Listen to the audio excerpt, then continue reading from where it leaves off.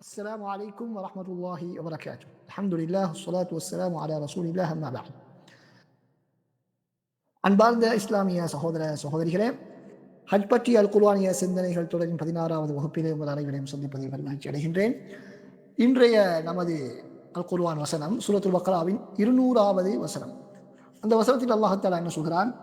فإذا قضيتم مناسككم فاذكروا الله كذكركم آباءكم أو أشد ذكرا فمن الناس من يقول ربنا آتنا في الدنيا وما له في الآخرة من خلاق.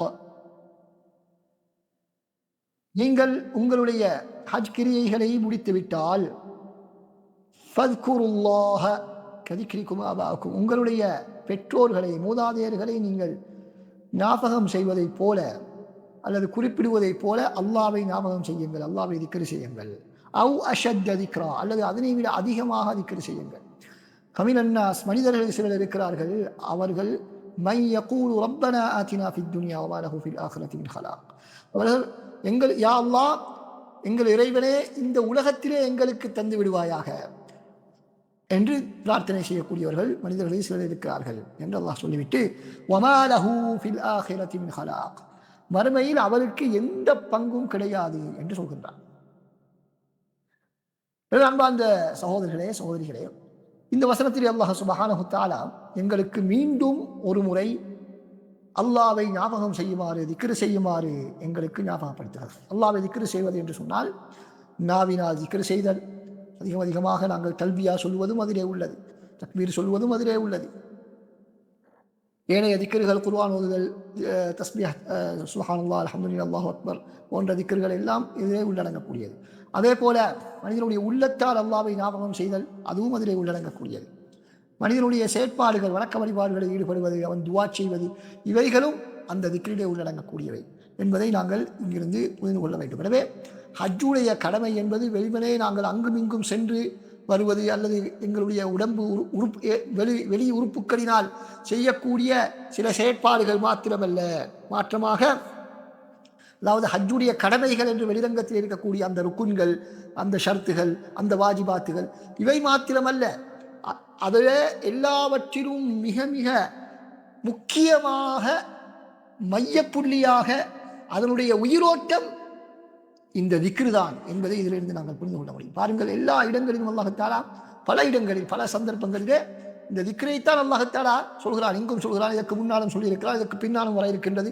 வேறு சூறாக்களிலும் ஹஜ்ஜை பற்றி சொல்லும் பொழுது இந்த திக்ரு என்பதை அல்லாஹ் தஆலா திரும்ப திரும்ப திரும்ப சொல்லிக்கொண்டே இருக்கிறார். எனவே ஒரு ஹாஜியை பொறுத்தவரையில் அவர் எப்பொழுதும் அல்லாஹ்வுடைய ஞாபகத்தோடு இருக்க வேண்டும் என்பதை எங்களுக்கு இது உணர்த்துகிறார். அதனை குறிப்பாக நாவை வீணான பேச்சுக்களில் பேசி நேரத்தை வீணாக்காமல் எப்பொழுதும் அல்லாஹ்வுடைய ஞாபகத்தோடு நாங்கள் இருக்க வேண்டும். அது எதற்காக? அல்லாஹ் தஆலா எங்களுக்கு இந்த மிக முக்கியமான பிரதானமான வணக்கத்தை செய்வதற்கான வாய்ப்பை அல்லாஹ் எங்களுக்கு அளித்திருப்பதற்காக நாங்கள் நன்றி செலுத்தும் முகமாக அவனுக்கு நாங்கள் அவனை திக்ர் செய்ய வேண்டும். அதே போல எப்படி அல்லாஹ் தஆலா அந்த திக்ர் இருக்க வேண்டும் என்று சொல்லும் பொழுது, உங்களுடைய பெற்றோர்களை நீங்கள் எப்படி ஞாபகம் செய்கிறீர்களோ அல்லது குறிப்பிடுகிறீர்களோ, பிரஸ்தாபிக்கிறீர்களோ, அதே போன்று அல்லாஹ்வை நீங்கள் ஞாபகம் செய்ய வேண்டும், திக்ர் செய்ய வேண்டும். அப்படி என்றால் இரண்டு கருத்துக்கள் அங்கு சொல்லப்படுகின்றன. அப்பா ரஹ்மத்துல்லாஹி அவர்கள் சொல்கிறார்கள், உங்களுடைய பெற்றோரை நீங்கள் குறிப்பிடுவது போல என்று சொன்னால், ஒரு சிறு குழந்தை எப்படி எப்பொழுது பார்த்தாலும் உம்மா வாப்பா என்று அழைத்து கொண்டிருக்குமோ, உம்மாவை வாப்பாவை அழைத்து கொண்டு பேசிக்கொண்டு சொல்லிக்கொண்டே ஞாபகப்படுத்தி கொண்டே இருக்குமோ, அதே போன்று நாமும் அல்லாஹ்வை அதிகமாக நாங்கள் அல்லாஹ்வுடைய பேரை எங்களுடைய நாவினால் உச்சரித்துக் கொண்டே இருக்க வேண்டும் என்ற கருத்தை அவர் சொல்லியிருக்கிறார்கள். இன்னும் ஒரு கருத்து, அந்த காலத்திலே அரபிகள் அரஃபா, முஸ்தலிஃபா போன்ற இடங்களுக்கு சென்று தமது வழக்கங்களை முடித்துவிட்டு அவர்களுடைய பெற்றோர்கள் மூதாதையருடைய பெருமையை பேசுவார்கள், அவருடைய வம்ச பெருமையை பேசி பெருமை அளிப்பார்கள்.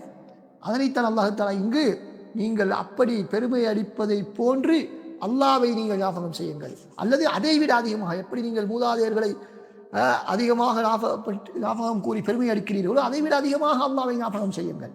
அல்லது ஒரு பிள்ளை எப்படி அதிகமாக தாயும் தந்தையும் ஞாபகம் செய்கிறதோ, அவனுடைய பேரை வாப்பா உம்மா என்று அழைத்துக் கொண்டிருக்கிறதோ, அதைவிட அதிகமாக நீங்கள் அல்லாஹ்வை அழையுங்கள், அல்லாஹ்வை ஞாபகப்படுத்துங்கள் என்று அல்லாஹ் தஆலா எங்களுக்கு இங்கு வழிகாட்டுகின்றார். அடுத்ததாக அன்பார்ந்த சகோதரர்களை, அல்லாஹ் தஆலா அவனை திக்ர் செய்யுமாறு சொல்லிவிட்டு அவனை அழைக்குமாறு, அவனிடத்தில் பிரார்த்திக்குமாறு எங்களுக்கு அல்லாஹ் தஆலா வழிகாட்டுகின்றான். ஏனென்றால் திக்ருக்கு பின்னால் செய்யக்கூடிய துஆ ஏற்றுக்கொள்ளப்படக்கூடியது. அதனால தான் சூரத்துல் ஃபாத்திஹாவிலே கூட ஆரம்பத்தில் நாங்கள் அல்லாஹ்வை புகழ்கிறோம், திக்ர் செய்கிறோம். அதற்கு பின்னால் இஹ்தினஸ் ஸிராத்தல் முஸ்தகீம் என்று நாங்கள் பிரார்த்திக்கிறோம். நாங்கள் ஒரு துஆ கேட்பதாக இருந்தால் முதலாவது அல்ஹம்து, அதுக்கு பின்னால் ரசூலுல்லாஹி ஸல்லல்லாஹு சொல்லி தான் நாங்கள் துஆ செய்வோம். எனவே இந்த திக்ரை அதிகமாக நாங்கள் செய்துவிட்டு அல்லாஹ்வை புகழ்ந்து அல்லாஹ்வை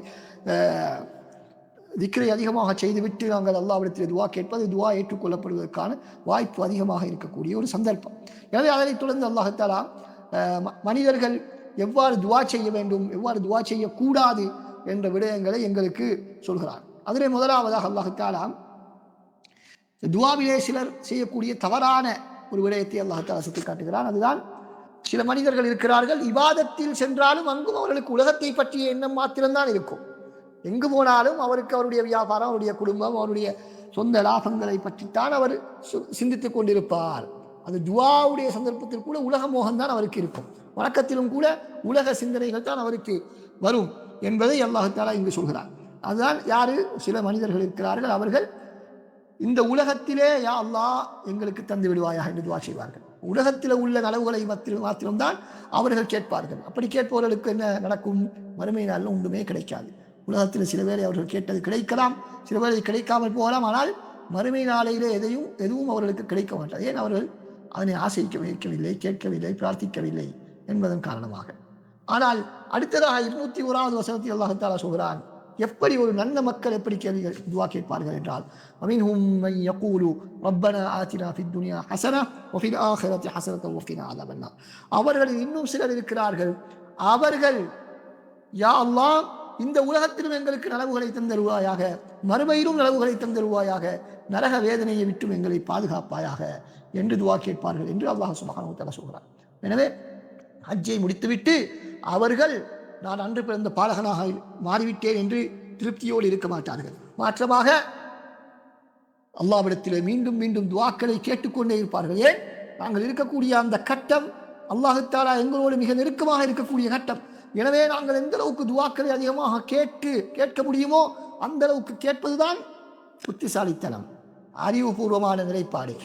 மாற்றமாக நாங்கள் வழக்கங்களை எல்லாம் முடித்துவிட்டு இப்பொழுது ஓய்வெடுப்போம் என்று ஓய்வெடுக்க நாங்கள் சிந்தித்தால் அது எங்களுடைய அறியாமையைத்தான் காட்டுகின்றது.